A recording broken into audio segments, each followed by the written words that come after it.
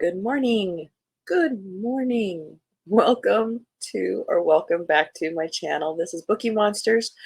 My name is PK and it is Wednesday, February 14th, 2024. Happy Valentine's Day. Happy Ash Wednesday. And on Wednesdays, coincidentally, we look at romance books that are being set into the wild this week. So there are a lot of them. I don't know if that was coincidence or not, but we will jump into those new books that are available this week. Quick announcements: Wednesdays, no sprints. I don't do sprints on Wednesday nights. Um, and I don't know of any others. I apologize. I can't recommend any, but we can be reading in spirit. Our next sprints are tomorrow night, Thursday night at 6:05 Mountain Time, 8:05 Eastern. Those will go for 2.5 hours. And again on Saturday afternoon, starting at 1 p.m. Mountain Time, 3 p.m. Eastern, and those will go for 5 hours.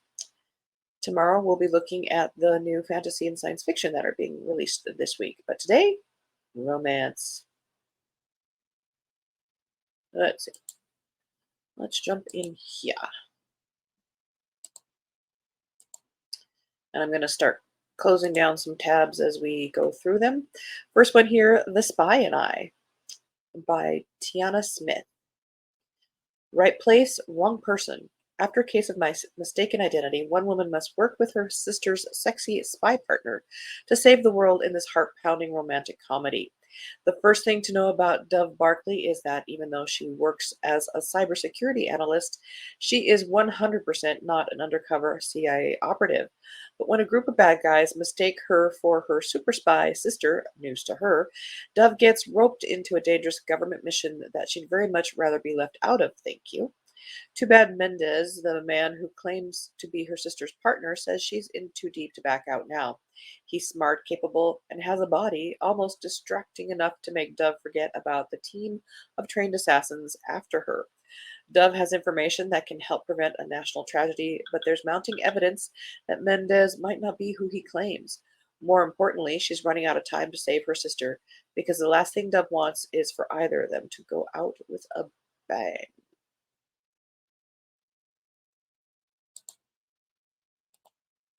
Hi, Annalise. How are you doing? How are things over there? Let's get rid of that.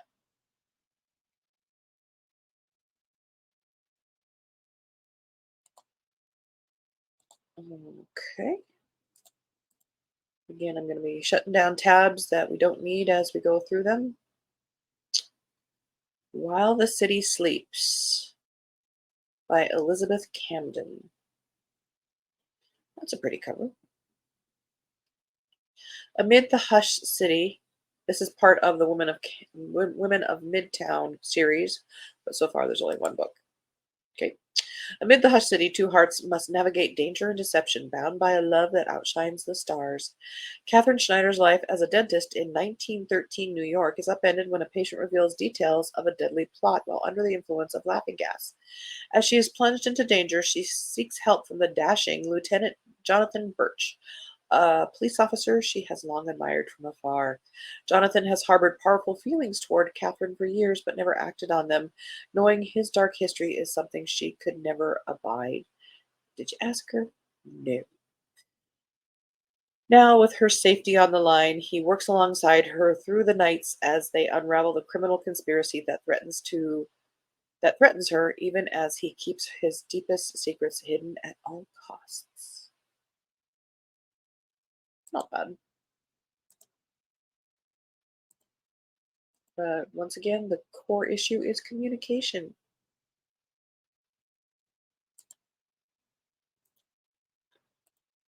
I'm okay, a little out of whack. How are you and Keo? We are doing okay. Have not gotten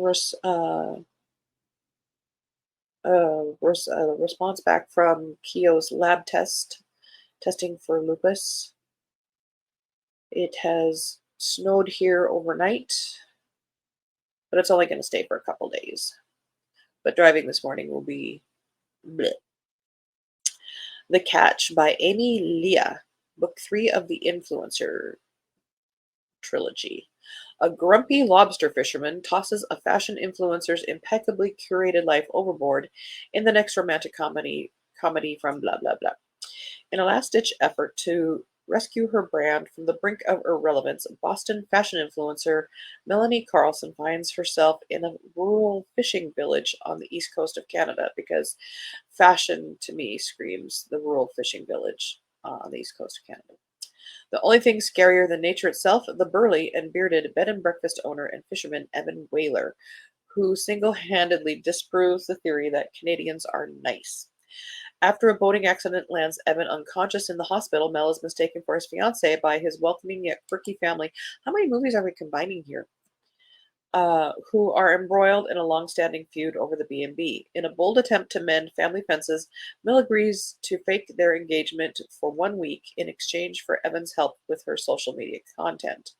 Amid long hikes and campfire chats, reeling in their budding feelings for each other proves more difficult by the day. But is Mel willing to sacrifice her picture perfect life in the city for a chance at a true, unfiltered love in the wild?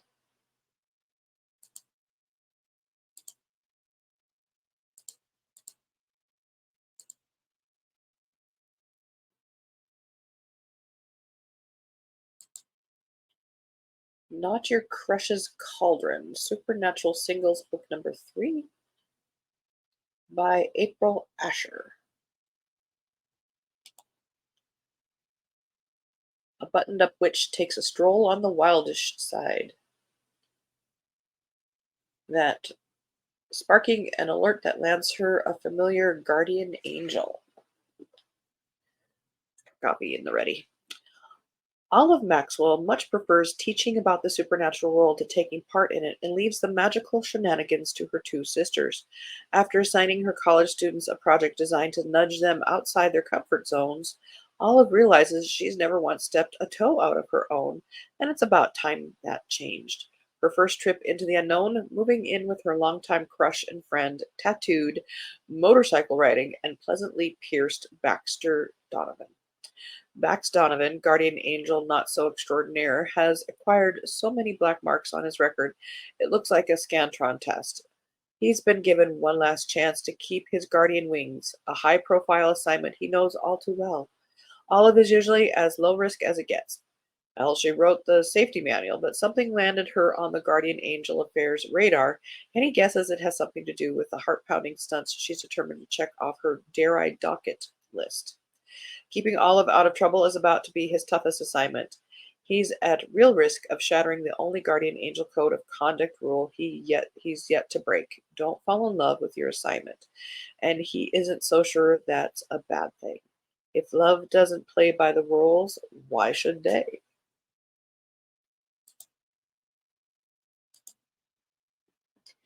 Now this one has a very pretty cover.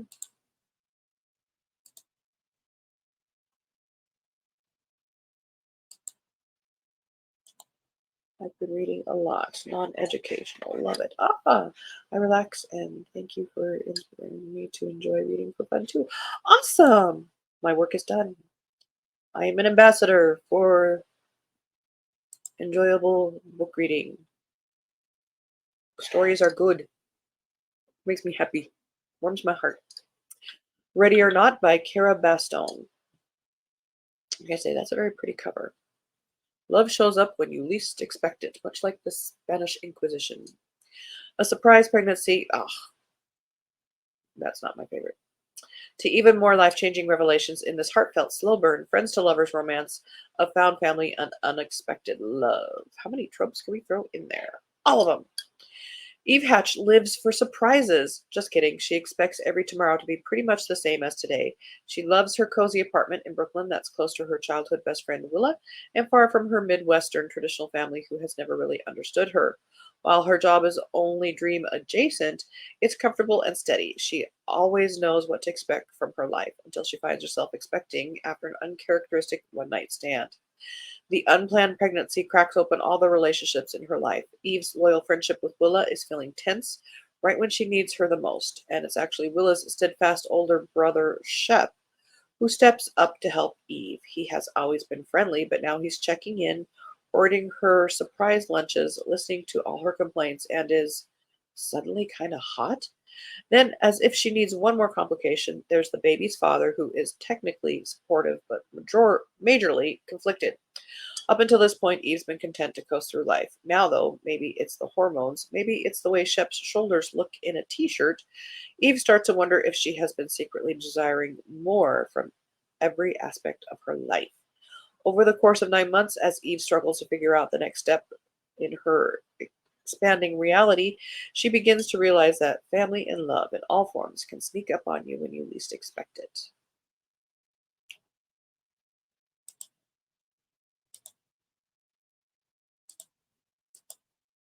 Still a pretty cover. Speaking of pretty covers, Fish Out of Water by Katie Ruggles.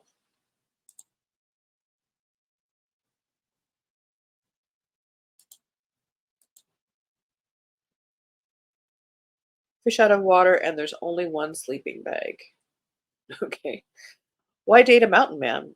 Because he knows how to pitch a tent.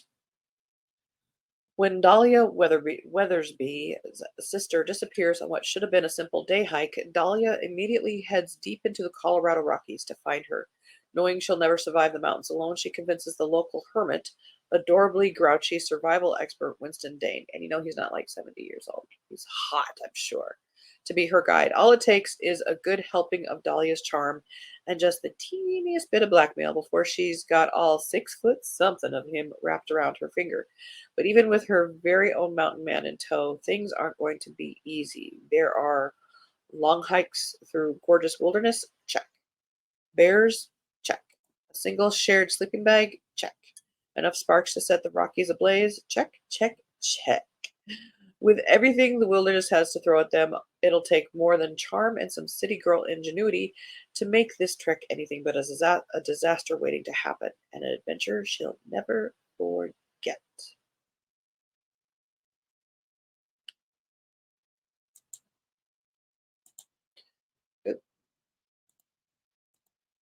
On a much darker tone here.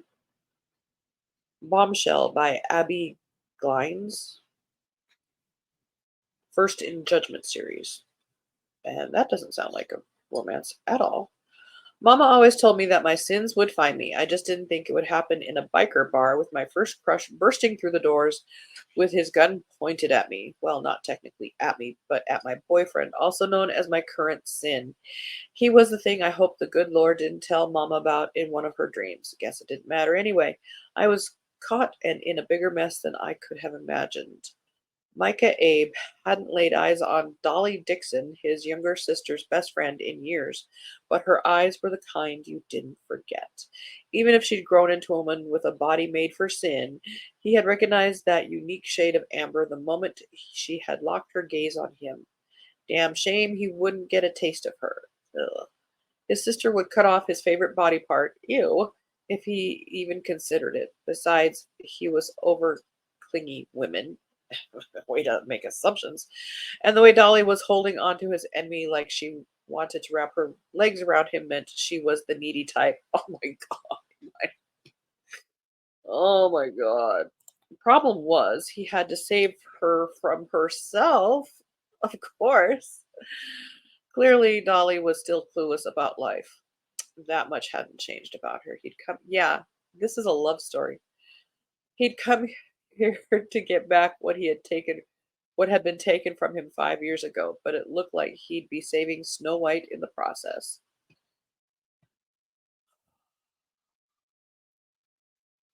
Yeah, that's love.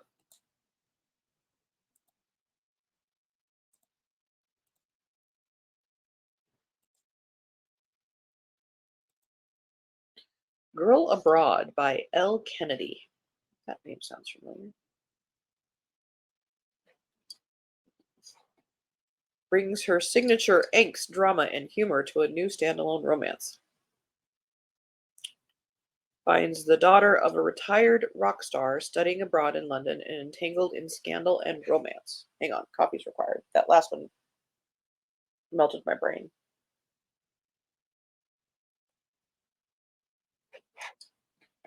Okay, we can do this. When 19-year-old Abby Bly gets the opportunity to study abroad for a year in London, it's the perfect chance to finally slip out from under the thumb of her beloved but overbearing retired rock star father. She's because yeah, okay. She's ready to be free to discover herself, but first off, to meet the girls she's rooming with. That is, until she arrives at her gorgeous new flat to discover those roommates are actually all boys. Charming, funny, insufferably attractive boys, and off limits with the rule against fraternizing between housemates after unwanted drama with the previous girl. Abby has never considered herself a rule breaker, but soon she's lying to her father about her living situation and falling for not one, but two men she can't have. She's yeah. Oh, I have comments. Her rugby player roommate and a broody musician with a girlfriend. Not to mention her research for school has gotten her tangled in a deeply hidden scandal of a high nobility family surrounding her in secrets on all sides. If there's any hope of Abby finding love, answers, or a future in London, she'll have to decide which rules and hearts might be worth breaking.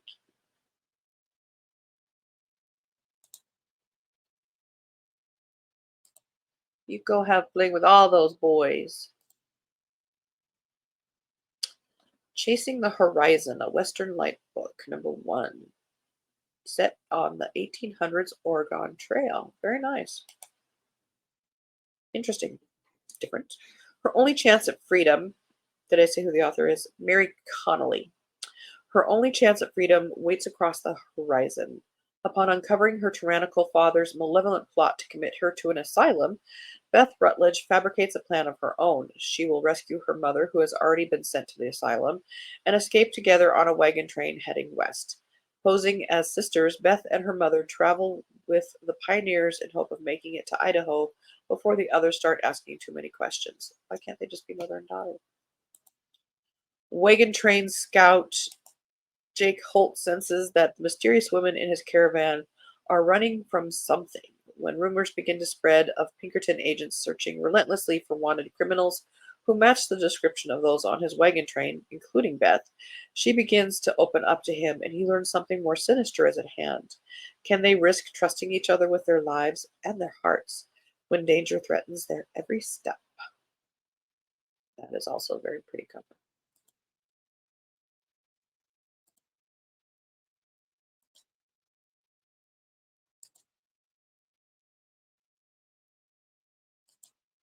Meant for Me by Tay Marley. Sometimes you have to run away to find yourself. Reeling from the sudden loss of her older sister, her only family, Addie Mae flees Los Angeles without a plan or a destination and ends up in Georgetown, Texas. Lost and alone, she's taken in by some local ranchers, and there she meets farmhand Zach Ryan, who starts to cut through the grief and pain and show Addie that she has something to live for. But the small town holds more than just a fresh start for Addie. Fate has brought her face to face with a piece of her past, and she can no longer ignore the parts of herself she thought she left behind. Without knowing what's on the horizon, Addie must find the strength to move towards her dreams, because healing happens when you let love in, and life happens when you start living it. Good lessons. All right.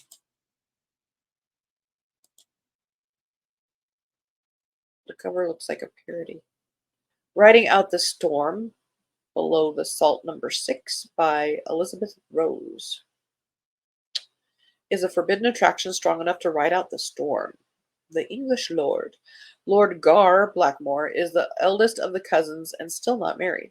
As a child, he was raised by pirates, and even though he sails ships for the king, he is aware of the whispers that go on behind his back. Getting the chance to sail the ship of his dreams, he eagerly accepts the job of captaining his overseas merchant trade ship. At first, Gar doesn't know that the owner of the ship has passed away and that his business is being run by his attractive but bossy widow. Worse yet, the woman plans to sail with him. Everyone knows a woman on board. I know that is bad luck. And what Gar is about to experience is anything but a calm sea. The widow. Josephina Waterman is a widow from a loveless marriage. Since her late husband was a guild member, it is her right to carry on the business for him. As an overseas trade merchant, she needs to hire a captain who can handle her large ship as well as the North Sea. The nobleman she's hired is said to be the best, but she finds him arrogant and rude. He's less than happy that she will be joining him on the journey, but every man has his weakness, and once they start working out their differences, they are noticing each other more than they should. Sometimes opposites attract in ways never expected. When dreams suddenly turn to nightmares on the high seas, will Gar and Josephine's attraction to each other be strong enough to ride out the storm?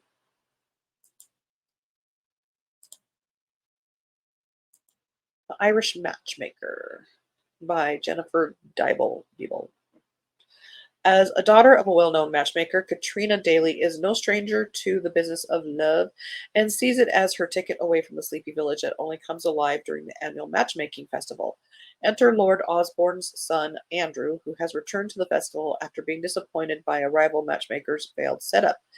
Katrina seizes the opportunity to make a better match for the handsome man and for herself. Cattle farmer Donald Bunratty is in desperate need of a wife after loss left him to handle the farm and raise his daughter on his own. Shy and lacking the finer social graces, he agrees to attend the matchmaking festival to appease his daughter. But when he arrives, it's not any of the other merrymakers that catch his eye, but rather his matchmaker, who clearly has eyes for someone else.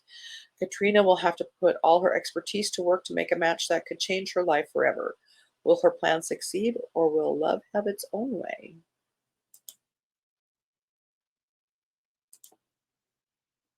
The Runaway Bride's Vow by Jennifer Fay, third in the Sea Breeze Wedding Chapel series.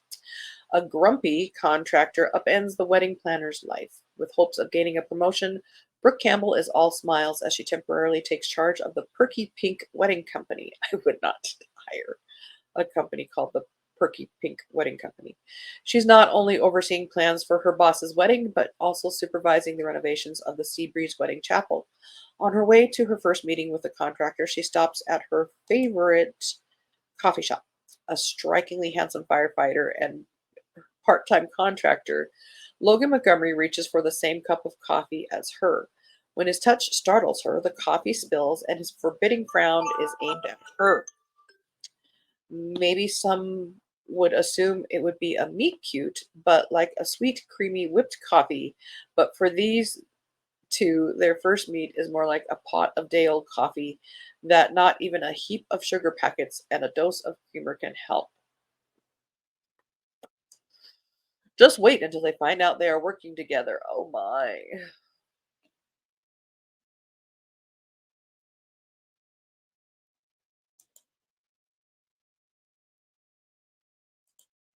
Ran out of time, but this is the last one. While the City Sleeps by Elizabeth Camden. Nope, we did that one. Huzzah! We made it!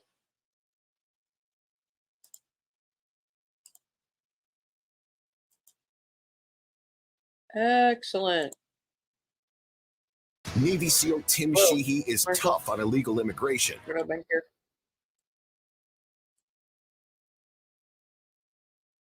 Hang on. Commercial. And another commercial. There we go. Maybe. Technical difficulties. Alrighty. Now we're cooking. Alright, guys. Sorry about that. That is those are the romances that we have being set into the wild this week. It's probably not comprehensive, but there's quite a few of them there. Maybe there's something that kind of caught your eye to check out. No sprints tonight. It is Wednesday. Um, so our next sprints are tomorrow evening at 6:05 Mountain Time, 8:05 Eastern. Don't go for 2.5 hours. In the meantime, I hope you're going to have a good Wednesday. Happy Valentine's Day. Happy Ash Wednesday. And I hope you are reading good books. If you're not enjoying it, it's okay to set it aside. It's just not the right time. Reading is fun. And as the banner says here, don't be a bookworm, be a bookie monster. Om, nom, nom. Have a good day. God bless.